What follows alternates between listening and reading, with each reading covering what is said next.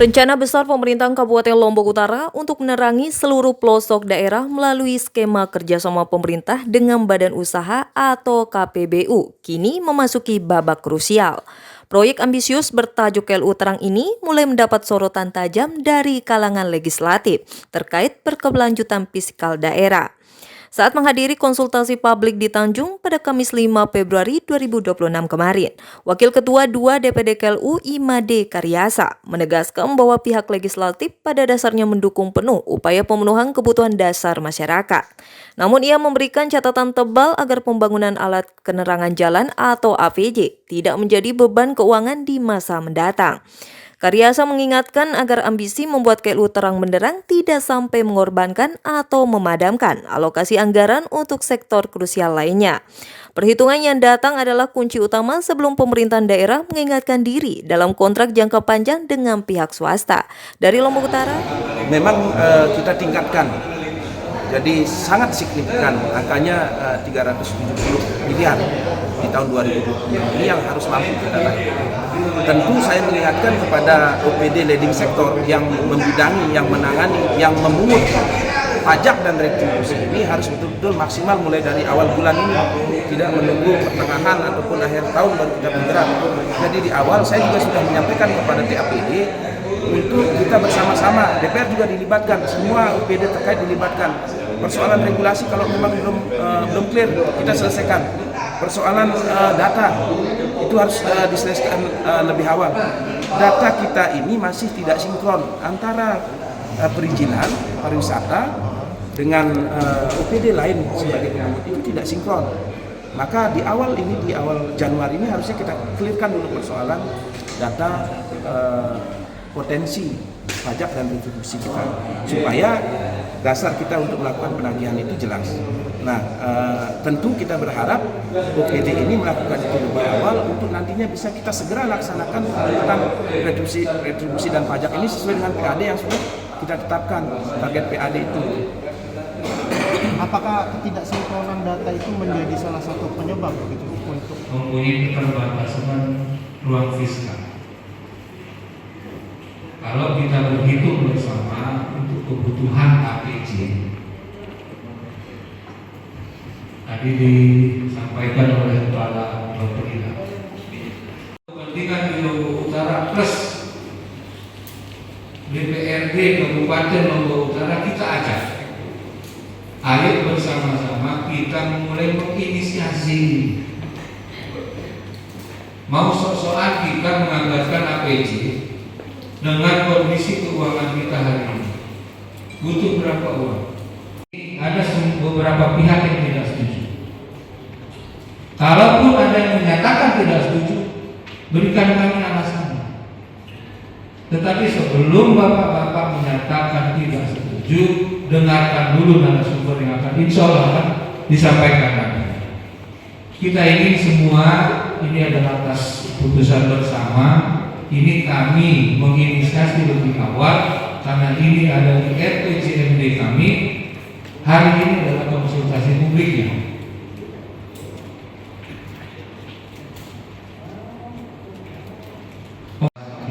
Ini bisa benar-benar hadirin sekalian yang saya hormati, tentu kami juga memohon dukungan kepada seluruh masyarakat Lombok Utara. Karena melalui skema pembiayaan alternatif ini salah satunya kita bisa mewujudkan apa yang kita cita-citakan bersama. Setelah ini kita tidak tahu, karena di Madiun, nah kebetulan kita MOU sister city di Madiun sedang menyusun KPU tentang jalan. Ya, apalagi Pak adalah sampah. Informasinya spam bisa. Informasinya. Kita akan mengambil kebijakan bagaimana supaya ruang fiskal kita yang terbatas ini bisa kita maksimalkan, bukan dikeluhkan. Pokoknya besok eselon 2 ini kerjaannya ke Wiji Jakarta. Kalau nggak dapat, gak usah pulang, nggak apa-apa. Jangan dia ngerem dikata. Semua juga bisa. Coba buat ide, inovasi, kreativitas menyikapi ruang fiskal kita yang terbatas. Ujungnya saya tahu kok alasannya kenapa dapat begitu. Gak usah saya sebut lah, gak enak. Mungkin tak, berarti dia tenang. Apapun ceritanya, apapun langkah kita yang akan kita ambil, mohon dengan sabar. Kita ingin menjadi keputusan bersama, kegiatan bersama, bukan kami saja. Kalau kami mau membuat ini keputusan kami, kita tidak perlu mengadakan hal seperti ini. Tanda tangan saja kerjasamanya selesai. Tetapi proses yang harus kita lalui yang sudah ditetapkan oleh undang-undang itu ada. Jadi kami ingin melakukan ini dengan benar. Hari ini salah satu rangkaian. Kami mendengar cerita success story dari Madiun, dan ternyata memang untuk pertama kalinya sukses KPBU APJ di Indonesia adalah pembangunan. Saya berkunjung ke Dirjen, ketemu Pak Dirjen, nyebutnya mana? Madiun. Pergi ke PII, nyebutnya mana? Madiun lagi. Nggak ada salahnya. Kita contoh success story dari kabupaten kota yang lain di Indonesia. Kalau kawan-kawan semua ada informasi tentang itu, sampaikan ke kami. Apa yang bisa kita lakukan untuk daerah kita? Tidak hanya duduk diam menikmati, misalnya kritik, mohon maaf. Kadang-kadang hal yang tidak perlu kita viralkan menjadi viral. Ini sekali yang saya sampaikan mengenai hati nurani kita, mohon maaf. Saya contohkan. Kalau EP pada lihat sampah di jalan, apa susahnya EP pengirim sebentar, EP foto, telepon yang bersangkutan, sampai tidak dilakukan silahkan diviralkan saja kita. Sadaran kita yang penting. Ada sesuatu yang tidak enak, dibenerin dulu. Kalau tak bisa dikerjain di foto, sampaikan ke yang berwenang. Tidak dikerjakan, viralin, nggak apa-apa, saya izinkan kalau jangan dibikin diviralin, minta tolong. Kalau kita ingin membangun daerah ini dengan benar,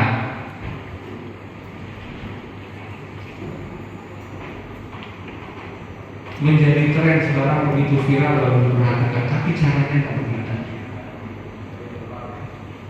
Keuangan daerah Kementerian Dalam Negeri yang hadir secara daring, kemudian ada PT Pinjaman Infrastruktur, Bapak Staf Ahli Madiun yang saya banggakan, Forum Komunikasi Perangkat Daerah, kita semua yang hadir pada kesempatan kali ini.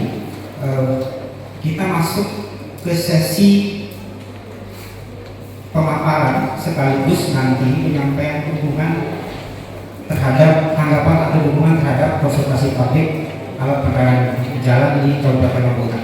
Nah, di sesi pertama kami membagi menjadi dua sesi. Nanti di sesi pertama Bapak Ibu akan ada penyampaian dukungan oleh DPRD Kabupaten Lombok Utara yang kali ini diwakili oleh Pak Waka, dan kemudian akan disampaikan materi dari simpul KPBU, rencana dan ruang lingkup KPBU APJ Kabupaten Lombok Utara, dan kemudian nanti ada success story ya, yang akan disampaikan oleh Kabupaten Madiun, dan berikutnya nanti akan secara urutan akan menyampaikan materi Pak Astu, kemudian PT PII, dan juga dari Kementerian Dalam Negeri. Untuk memulai acara kita telah mencari solusi terhadap persoalan penerangan jalan kita di Lombok Utara. Artinya Lombok Utara akan segera terang. Sesuai dengan apa yang disampaikan tadi oleh Bapak Wakil Bupati, ini adalah salah satu program strategis dari visi misi Bupati terpilih, membuat KLU menjadi terang. Melalui kesempatan ini juga saya ingin menyampaikan, dalam beberapa kesempatan kami DPR Ujung Bayar Di Malaka sering terjadi permasalahan soal keamanan masyarakat yang melintas di jalan utama kita yang menjadi keluhan. Waktu itu ada hearing yang ditemani oleh kepala desanya menyampaikan agar paling tidak 35 titik penerangan jalan bisa direalisasikan di tahun 2026 ini. Begitu juga daerah-daerah lain, hasil serapan reses teman-teman 30 anggota DPR hampir sama. Artinya ini adalah program yang dibutuhkan oleh masyarakat kita, karena ini menyangkut soal keamanan masyarakat kita di Lombok Utara. Jadi tidak hanya persoalan membuat Lombok Utara menjadi terang, tidak. Kemudian melalui kesempatan ini saya juga ingin menyampaikan, dari 29 visi misi yang dikatakan prioritas, ada hal lain yang juga sangat prioritas yang sering juga kami dengar dari masyarakat Kabupaten Lombok Utara, apalagi di saat musim penghujan, yaitu persoalan jalan. Sangat miris nanti jalannya terang tapi ternyata rusak, jalannya rusak, terang tapi rusak. Itu akan menjadi persoalan yang sama-sama kita pikirkan. Tadi dapat disinggung oleh Bapak Bupati dan Wakil Bupati bahwa kedepannya akan menggagas juga KPBU pembangunan jalan dan juga sampah dan juga yang lain. Saya jadi khawatir jangan-jangan nanti OPD tidak ada kerjaannya karena semua di KPBU kan, tetapi tidak seperti itu maksud secara langsung. Artinya ada kreativitas, ada langkah-langkah strategis yang dilakukan oleh pemerintah daerah untuk mempercepat apa yang menjadi visi-misi yang sudah disampaikan kepada masyarakat secara luas sebelumnya.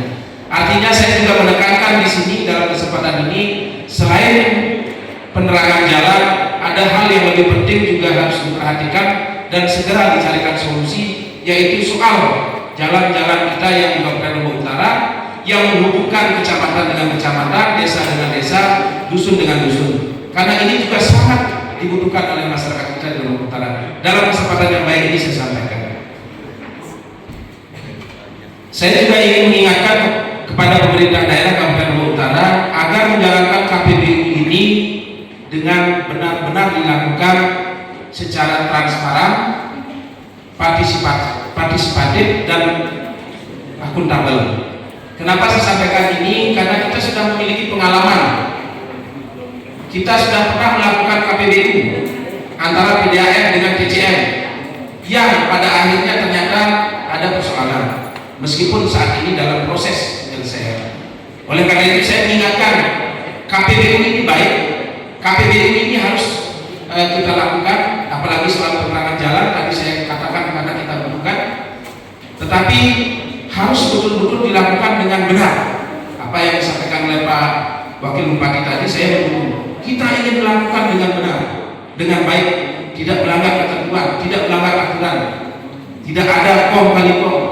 Saya sangat mendukung itu dan saya mengingatkan kembali agar persoalan itu tidak terjadi lagi di kemudian hari, karena pengalaman kita soal air KPBU di Gili itu menjadi pelajaran buat kita bersama.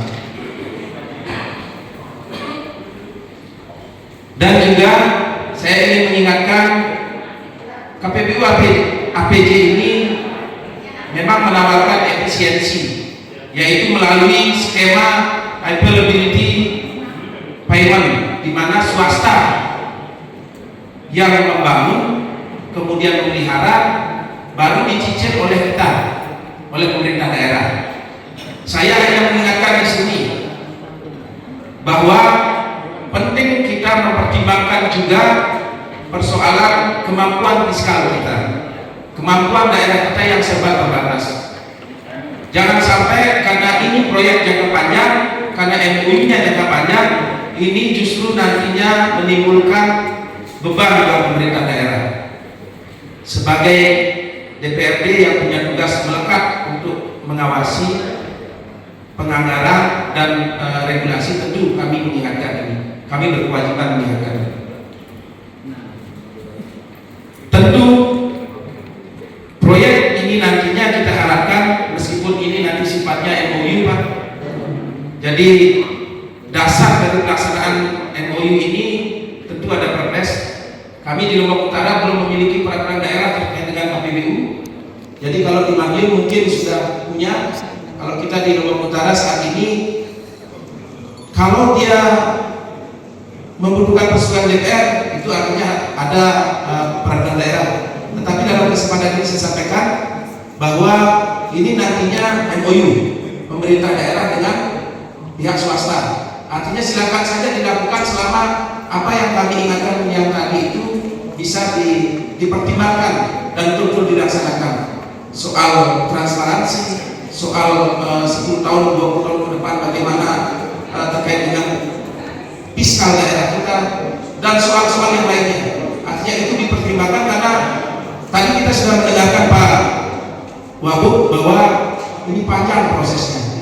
Dengan proses yang panjang ini kita harapkan KPBU ini berjalan dengan baik dan betul-betul mengikuti mekanisme yang telah ditentukan dalam ketentuan peraturan perundang-undangan, agar tidak terjadi persoalan yang timbul di kemudian hari dengan pengalaman yang kita miliki sebelumnya.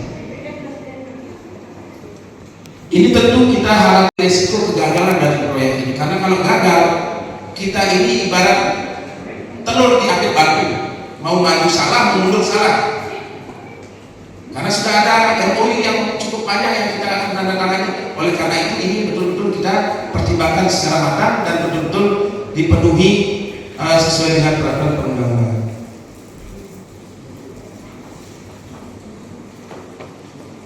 Jadi dalam forum yang berbahagia ini tentu saya juga menyampaikan bahwa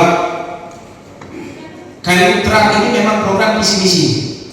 Memang program visi-misi dan ini harus segera direalisasikan. Cara kita saat ini yang paling efektif dan efisien kita katakan dengan cara KPBU.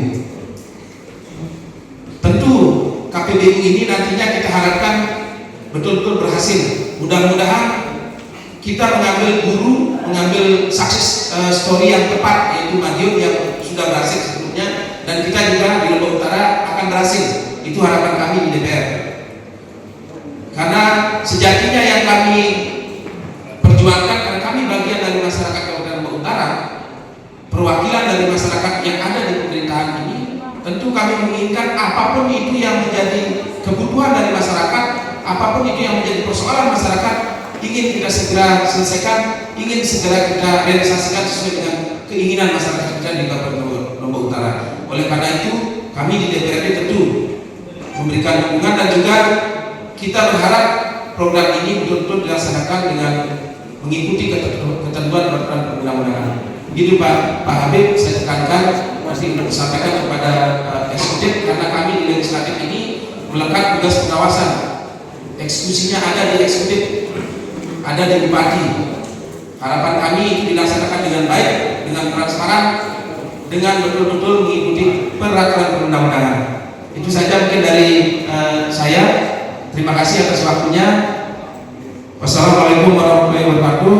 Om Santi Santi Santi Om. Namo Buddhaya. Salam sejahtera untuk kita semuanya. Yang ingin saya sampaikan kepada Bapak dan Ibu semua, kita menginginkan apa yang kita inginkan, kapal CKI itu terang.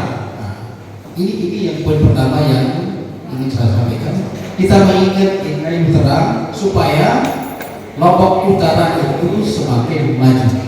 Nah, seperti tadi ada gambar, kami kemarin pernah berkunjung ke Madiun, bagaimana Madiun, suasana Madiun setelah melaksanakan KPBU, infrastruktur penerangan jalan sudah terpenuhi sehingga nampak di Madiun itu estetika perkotaannya sangat indah. Nah, ini yang kita sangat terinspirasi pada sama Madiun. Sehingga kapan KLU ini akan seperti Madiun. Jadi kenapa kita berbicara KPBU? Karena kita menginginkan percepatan pembangunan di bidang infrastruktur penerangan jalan.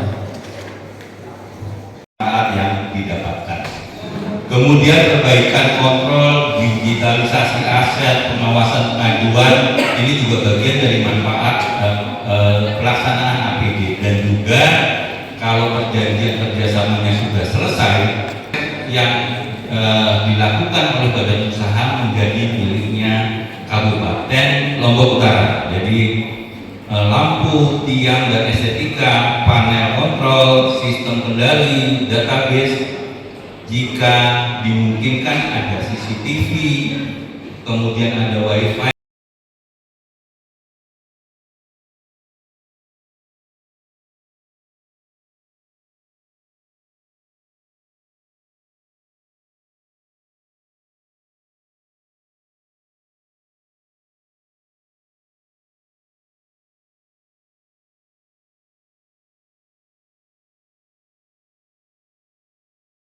Membangun tiang lampunya, kemudian pengadaan lampunya, beserta operasi dan pemeliharaannya.